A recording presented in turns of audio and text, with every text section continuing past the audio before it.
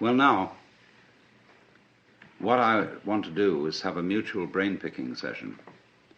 And I'm going to start the ball rolling by saying why I, as a philosopher, am interested in many things that you are all probably interested in professionally. Basically, what we're going to talk about, I suppose, is the problem of control, as exemplified in the ancient Latin question, quis custodies ipsos?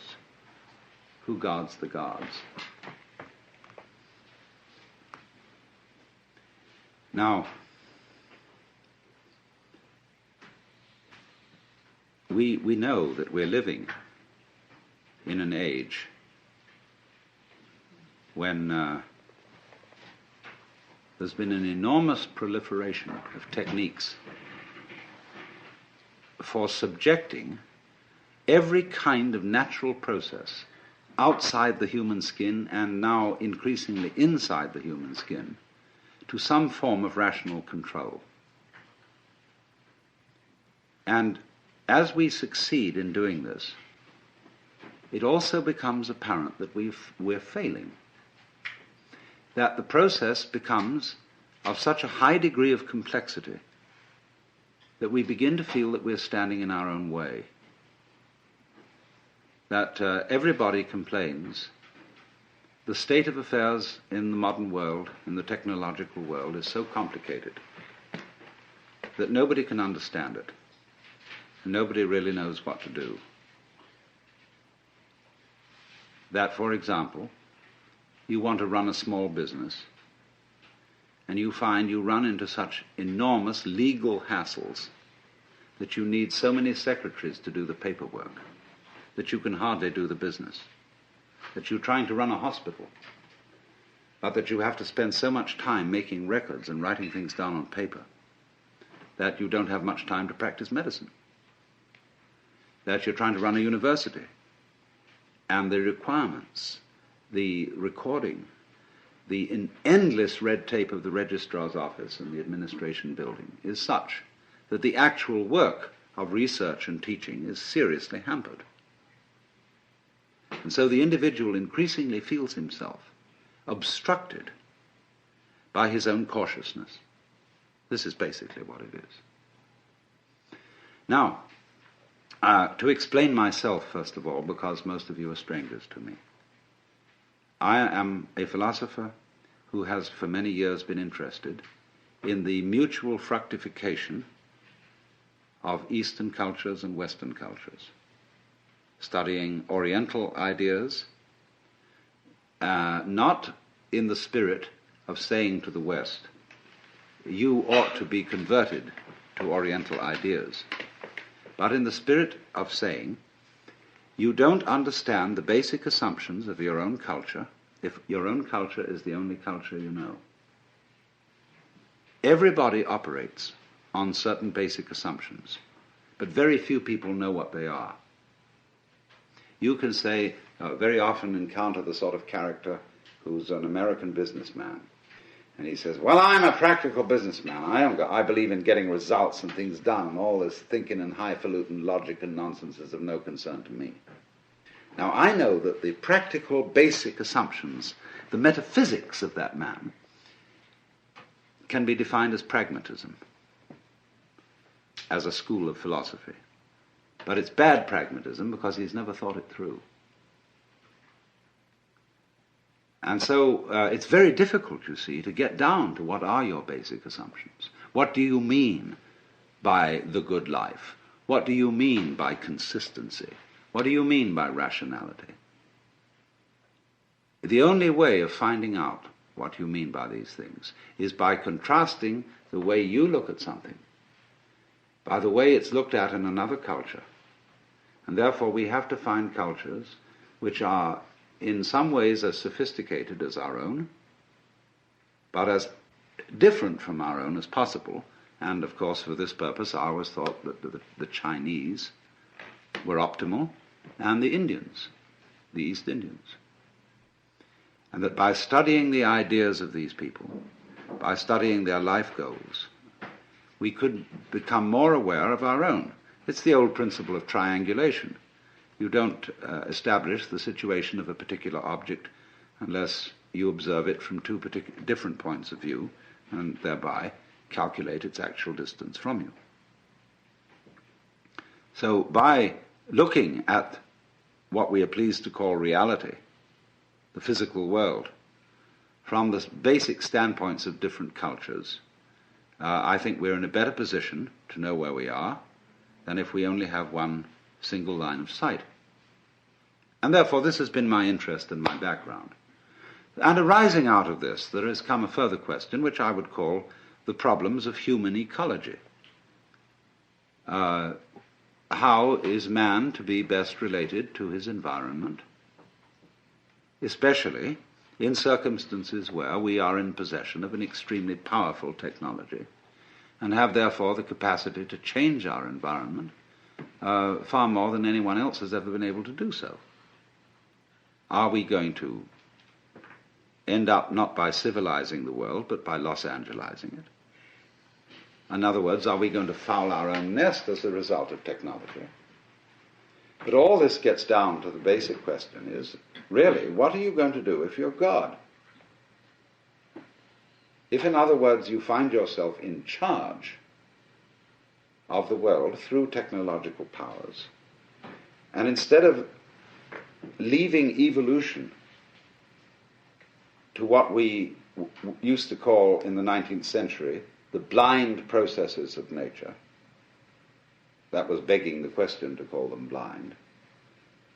But at any rate, we say we're not going to leave evolution anymore to the blind forces of nature, but now we're going to direct it ourselves, because we are increasingly developing, say, control over genetic systems, control over the nervous system, control over all kinds of systems.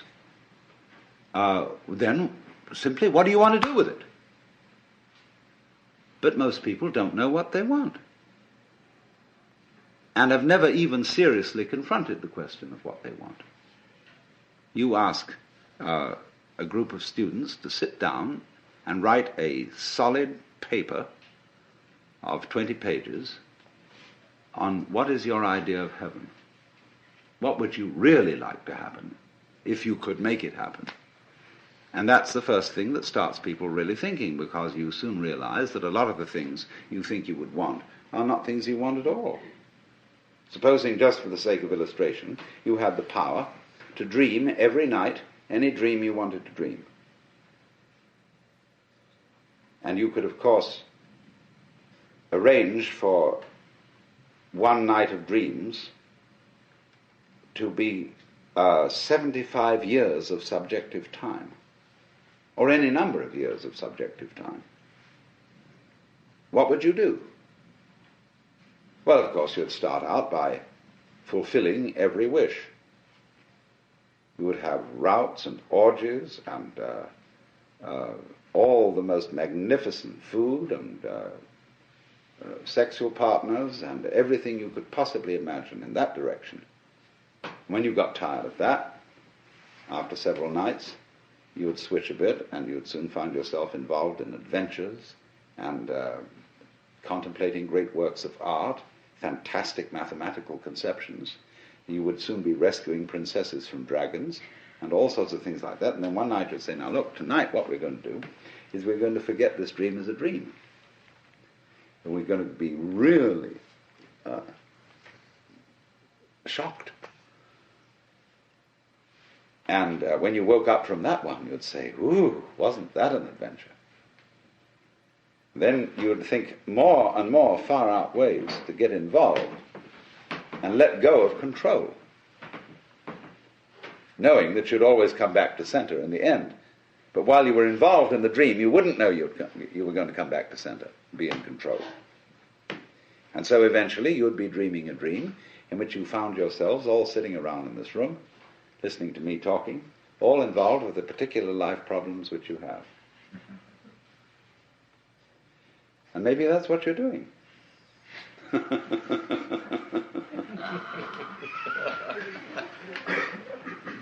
But here's the difficulty, you see. The difficulty of control. Are you wise enough to play at being God? And to understand what that question means, we've got to go back to metaphysical assumptions underlying Western common sense. And whether you are a Jew or a Christian or an agnostic or an atheist, you are not uninfluenced by the whole tradition of Western culture, the models of the universe which it has employed, which influence our very language, the structure of our thought, the very constitution of logic, which are going into, say, computers. The Western model of the universe is political and engineering or architectural. It is natural for a child to ask its mother, "How was I made?" It would be inconceivable for a Chinese child to ask, "How was I made?" It might ask, "How was I grown?" or "How did I grow?" but not "How was I made?" as if I were an artifact, something put together, something which is a construct. But all Western thought is based on the idea that the universe is a construct. And even when we got rid of the idea of the constructor, the personal God, we continued to think of the world in terms of a machine, in terms, say, of Newtonian mechanics, and later in terms of what we call quantum mechanics, although I find it rather difficult to understand how quantum theory is in any sense mechanics. It's much more like organics, which is to me a different concept. However, that may be. It has percolated, you see, into the roots of our common sense that the world is a construct, is an artifact. And therefore, as one understands the operations of a machine by analysis of its parts, by separating them into their original bits, we have bitted the cosmos and see everything going on in terms of bits of information, and have found that this is extremely fruitful in enabling us to control what's happening. After all, the whole of Western technology is the result of bitting. Let's suppose, you want to eat a chicken. You can't eat the whole chicken at once. You have to bite it. You have to reduce it to bits. But you don't get a cut-up fryer out of an egg. It doesn't come that way. So what has happened is this, that we don't know the origins of all this. It's maybe go back thousands of years. The way we develop the art of thinking, which is essentially calculus, is this. The universe as it comes in nature, the physical universe, is something like a Rorschach blot. It's all wiggles.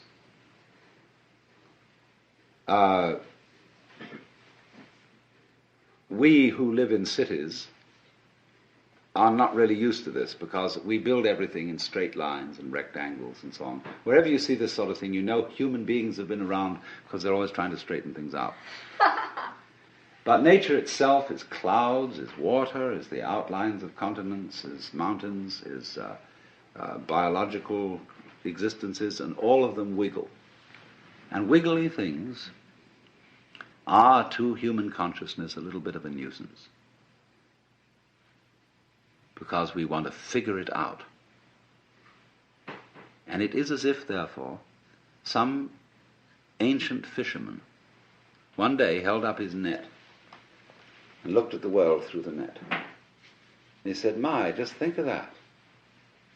There I can see the view, and it's one, and that peak of that mountain is 1, 2, 3, 4, 5, 6 holes across. And the base is 1, 2, 3, 4, 5 holes down. Now I've got its number. See? And so the lines of latitude and longitude, the lines of celestial and terrestrial latitude and longitude, the whole idea of a matrix, of a looking at things through graph, paper printed on cellophane, is the basic idea of measurement. This is the way we calculate. We break down the wiggliness of the world into comprehensible, countable, geometrical units, and thereby figure it and construct it in those terms. And this is so successful up to a point that we can, of course, come to imagine that this is the way the physical world really is. Discrete, discontinuous, full of points. In fact, a mechanism. But I want to just put into your mind the notion that this may be the prejudice of a certain personality type. You see, in the history of philosophy and poetry and art, we always find the interchange of two personality types, which I call prickles and goo. The prickly people are advocates of intellectual porcupinism. They want a rigor. They want precise statistics. And they have a certain clipped attitude in their voices. And you know this very well in academic circles, where there are people who are always edgy like that. And they accuse other people of being disgustingly vague and miasmic and mystical. But the vague, miasmic, and mystical people accuse the prickly people of being mere skeletons with no flesh on their bones. And they say to you, you just rattle. You're not really a human being. You know the words, but you don't know the music. And so, therefore, if you belong to the prickly type, you hope that the ultimate constituent of matter is particles. If you belong to the gooey type, you hope it's waves. If you are prickly, you're a classicist. And if you're gooey, you're a romanticist. And going back into medieval philosophy, if you're prickly, you're a nominalist. If you're gooey, you're a realist. And so it goes. But we know very well that this natural universe is neither prickles nor goo exclusively. It's gooey prickles and prickly goo. And you see, it all depends on your level of magnification. If you've got your magnification on something so that the focus is clear, you've got a prickly point of view. You've got structure, shape, clearly outlined, sharply defined. A little out of focus, it's going to go bleh, and you've got goo. But we're always playing with the two, because it's like the question is the world basically stuff, like matter, or is it basically structure? Well, we find out, of course, today that in science we don't consider the idea of matter, of there being some sort of stuff, because supposing you wanted to describe stuff, in what terms would you describe it? You always have to describe it in terms of structure, something countable, something that can be designated as a pattern. So we never get to any basic stuff. It seems to me that this way of thinking is based on a form of consciousness which we could best call scanning. The capacity to divide experiences into bits is somehow related to a physical facility which corresponds to sweeping a radar beam or a spotlight over the environment. The advantage of the spotlight is it gives you intensely concentrated light on restricted areas. A floodlight, by comparison, has less intensity. But if you examine, say, this room were in total darkness, and you used the spotlight, very thin beam, and you scanned the room with it, you would have to retain in memory all the areas over which it passed, and then by an additive process, you would make out the contours of the room.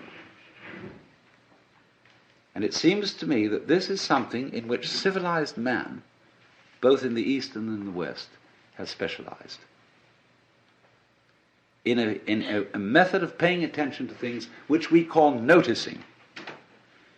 And therefore it's highly selective. It picks out, it's punctive, it picks out features in the environment which we say are noteworthy and which we therefore register with a notation, be it the notation of words, the notation of numbers, or such a notation, say, as algebra or music. So that we notice those things, only those things, for which we have notation. When a child, very often a child will point at something and say to its parents, "What's that?" And they're not clear what the child is pointing to. The child has pointed to something which we consider is not a thing. The child has pointed to an area, say, of funny pattern on a dirty wall, and has noticed a figure on it. But the child doesn't have a word for it and says, "What's that?" And the adult says, "Oh, that's just a mess." Because that doesn't count for us as a thing. So you come through this to the understanding, what do you mean by a thing? It's very fascinating to ask children, what do you mean by a thing?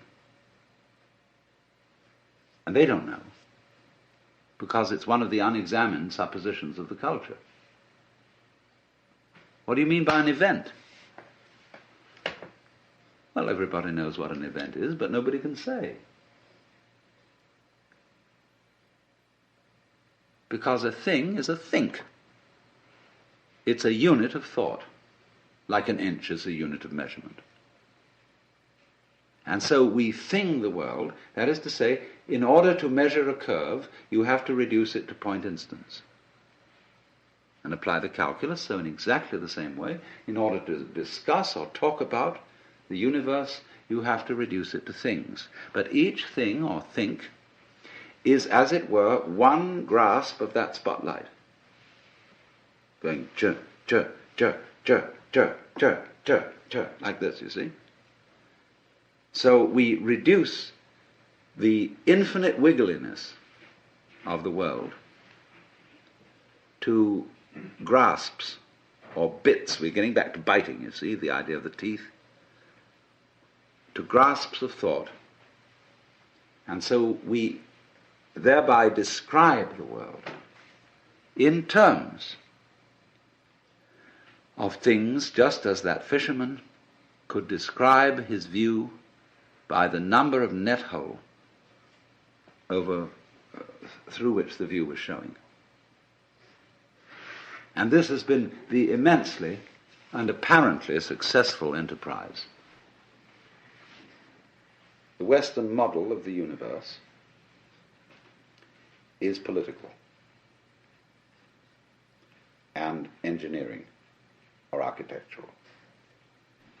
And therefore, as one understands the operations of a machine by analysis of its parts, by separating them into their original bits, we have bitted the cosmos and see everything going on in terms of bits of information, and have found that this is extremely fruitful in enabling us to control what's happening. After all, the whole of Western technology is the result of bitting. And so we thing the world, that is to say, in order to measure a curve, you have to reduce it to point instants. And apply the calculus, so in exactly the same way, in order to discuss or talk about the universe, you have to reduce it to things. But each thing or think is, as it were, one grasp of that spotlight. Going chur, chur, chur, chur, chur, chur, chur, chur, like this, you see. So we reduce the infinite wiggliness of the world to grasps or bits. We're getting back to biting, you see, the idea of the teeth. To grasps of thought. And so we thereby describe the world in terms of things, just as that fisherman could describe his view by the number of net hole over through which the view was showing. But the problem that arises is this. First of all, very obviously, everybody knows, I hardly need to mention it. Go to the science of medicine. You get a specialist who really understands the function of the gallbladder. And he's studied gallbladders ad infinitum, and he really thinks he knows all about it. But whenever he looks at a human being, he sees him in terms of gallbladder. And so if he operates on the gallbladder, he may do so very knowledgeably about that particular area of the organism, but he does not foresee the unpredictable effects of this operation in other connected areas, because the human being's gallbladder is not a thing in the same way as a spark plug in a car can be extracted and a new one replaced. Because the system isn't the same. There is a fundamental difference between a mechanism and an organism which can be described operationally. Mechanism is assembled. You add this bit to that bit to that bit to that bit. But an organism grows. That is to say, when you watch in a microscope a solution in which crystals are forming, you don't see this thing of little bits coming in, joining each other and finally making up a shape. You see a solution where, well, it's like when you watch a photographic plate developing. Where suddenly the whole area which you're watching seems to organize itself, to develop, to make sense. Moving from the relatively simple and gooey to the relatively structured and prickly. But not by addition. So then, if we are trying to control and understand the world through conscious attention, which is a scanning system, which takes in everything bit, what we're going to run into is that if that's the only method we rely on, everything is going to appear increasingly too complicated to manage. So that you get, for example, let's take the problem of the electronic industry. The catalogues of products that are being produced over the world by the electronic industry. Who has read all the catalogues? How do you know where you've got something you're working on, whether it's patented or not? Who else has taken out a patent? Has anybody had time to read all the catalogues? Well, nobody has. They're just voluminous. And it's exactly the same in almost any other field. There's an information explosion like a population explosion. How on earth are you going to scan all that information? Yes, of course you can get computers to help you in this direction, but by Parkinson's law, the sooner you become more efficient in doing this, the more the thing is going to develop, so that you will have to have more efficient computers still to assimilate all the information. You'll be ahead, but only for a short time. So you see, there's this problem of the sort of competition of consciousness, of its how fast can you go, duty, duty, duty, duty, duty, duty, duty, duty, duty, duty, duty, duty, and keep track of it, you see? And say, I've got a good memory, I can keep track of that.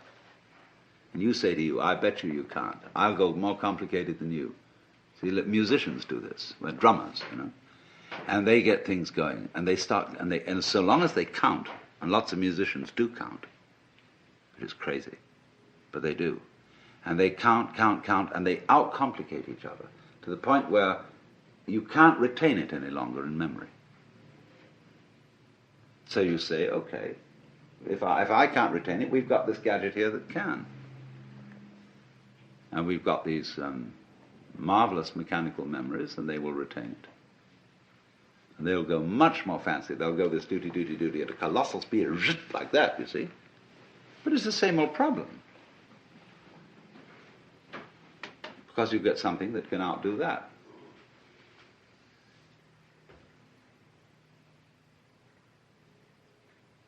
So we end up asking,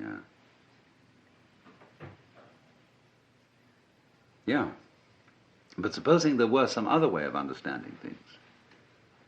Let's go back from the spotlight to the floodlight, to the extraordinary capacity of the human nervous system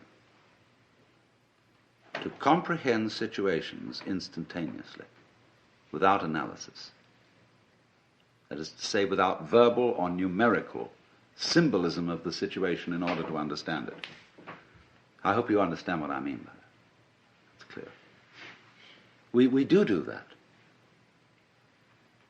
We have this curious ability of pattern recognition, which the mechanical systems have only in a very primitive way. Xerox have put out a machine which recognizes figures written in almost anyone's handwriting, provided their handwriting is fairly grade school and normal. But a computer has a terrible time trying to recognize the letter A when it's printed in, say, sans serif, Gothic, longhand, or whatever kind of A you may write. The human recognizes instantly this pattern, but the computer is still at a disadvantage here. It seems to lack a kind of capacity I would call field organization, because it's all punctive, it's digital. It is like a newspaper photograph, you know, which when you look at it under a microscope is all dots. Now, so the problem is this.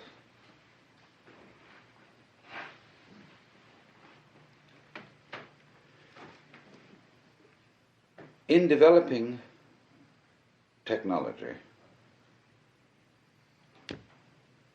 are we leaving out of consideration our strongest suit, which is the brain itself?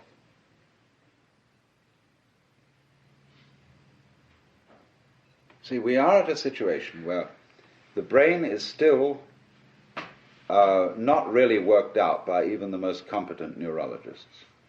It puzzles them. They can't give a model of the brain in numerical or verbal language. Now, you are that, you see. You are this thing. You yourself are this thing which you yourself can't figure out. In the same way that I cannot touch the tip of this finger with the tip of this finger, I can't bite my own teeth. But I, who is attempting to touch the tip of this finger with this finger, am, by the sheer complexity of my structure, far more evolved than any system which I can imagine. This is, in a way, slightly akin to the Gödel theorem, that you can't have a system of, say, a logic which defines its own axioms. The axioms of any given system must always be defined in terms of a higher system. All right, so you are the most complex thing that has yet been encountered in the cosmos. And you can't figure you out. Now, suppose we're going to try to do that and become, as it were, completely transparent to ourselves so that we entirely understand the organization and the mechanics of our own brains. What happens when we do that? Well, you're back in the situation of God. When you're God, what are you going to do? When you're God, you know what you're going to do? You're going to say to yourself, man, get lost. Because what you'll want is a surprise. And when you've figured everything out, there won't be any surprises. You'll be completely bored. But on the other hand,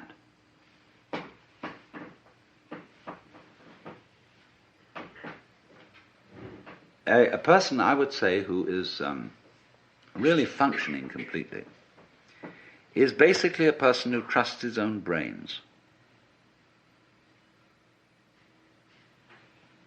and permits his brain to operate at a more optimal level. In other words, he knows how to think things out, but he makes his best discoveries without thinking. In other words, you all know very well the processes of creative invention. You've got a problem, you think it over, and you can't find out any answer to it because the digital system of thinking is too simple, too clumsy to deal with it.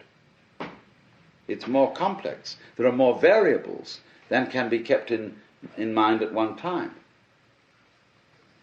So you say, I'll sleep on it. Or you go to the Institute of Advanced Studies at Princeton, or Behavioral Sciences at Stanford, where they pay you to goof off, which is highly excellent idea. And you moon around, and you've got a blackboard, and you look out of the window and pick your nose, and so on. And your brain eventually hands you the solution to the problem. And you immediately, because you have technical knowledge, you recognize that's a solution.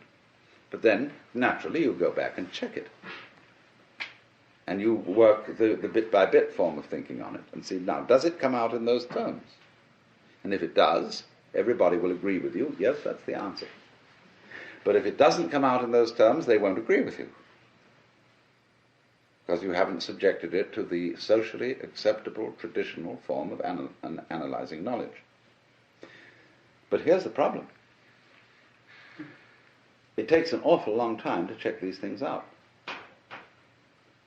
It takes an awful long time to arrive at the solution which you got like that by a purely calculative process.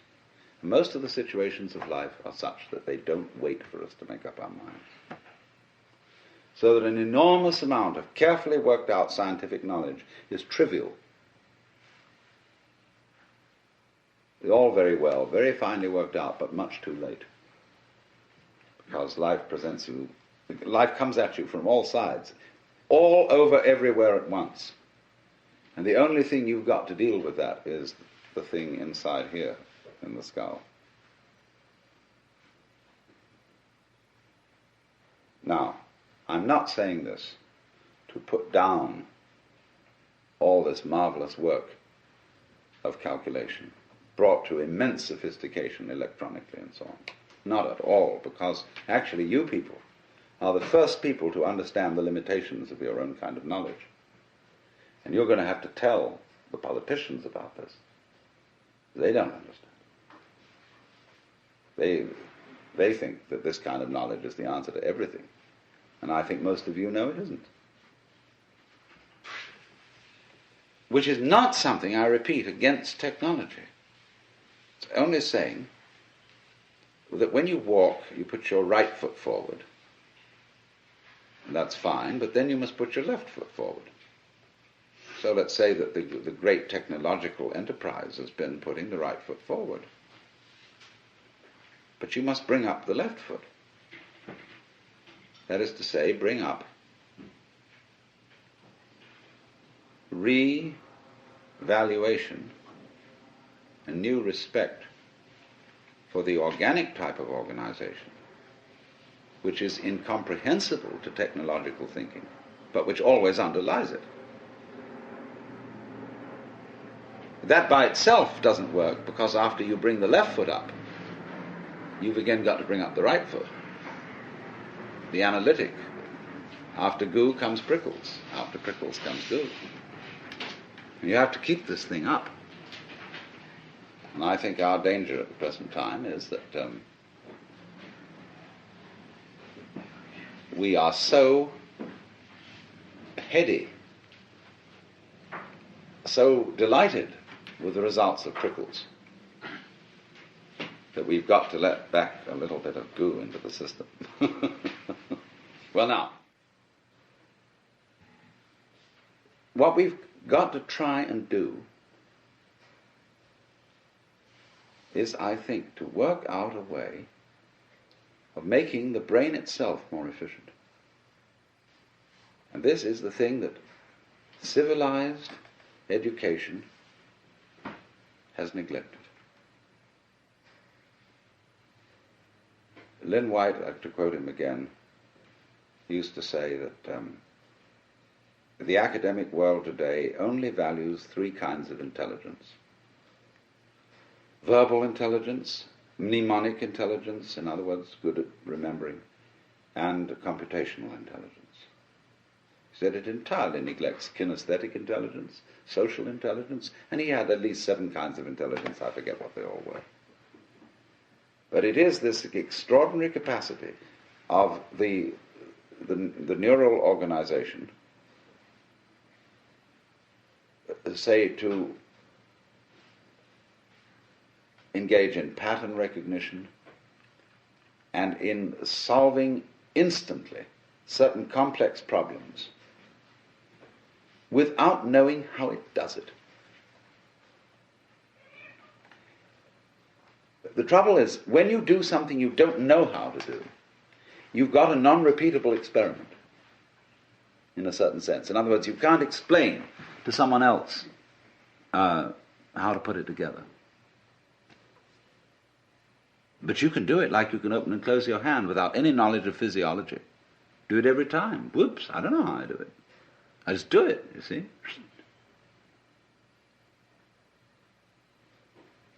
So we have an enormous potential of intelligence, of knowing how to do all sorts of things, which, to the extent that we are academically minded people, we won't allow ourselves to do, because we can't explain it.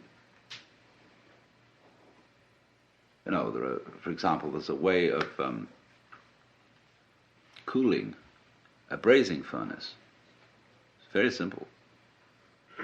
But engineers say it's theoretically impossible. It can't happen. It's like bees can't fly by the laws of aerodynamics, but they do.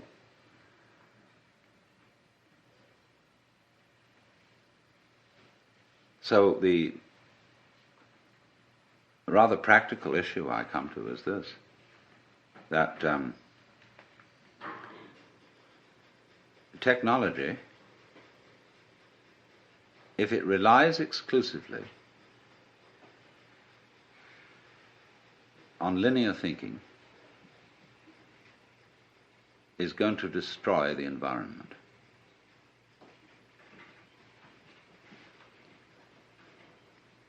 It's going to become too complicated to handle. Man is going to be like the dinosaur, which had to have a brain in its head and a brain in its rump because it was so big. You know, the caveman kept a dinosaur, and when he went to bed at night, he'd clump it on the tail with a club, and it'd scream at 8 o'clock in the morning. Wake him up. And it seems to me we're getting into that kind of saurian situation with our technology, which is going to lead us to extinction. So the question is, are we going to foul things up by insisting on using linear input information and controlling it as the dominant tool of controlling the world?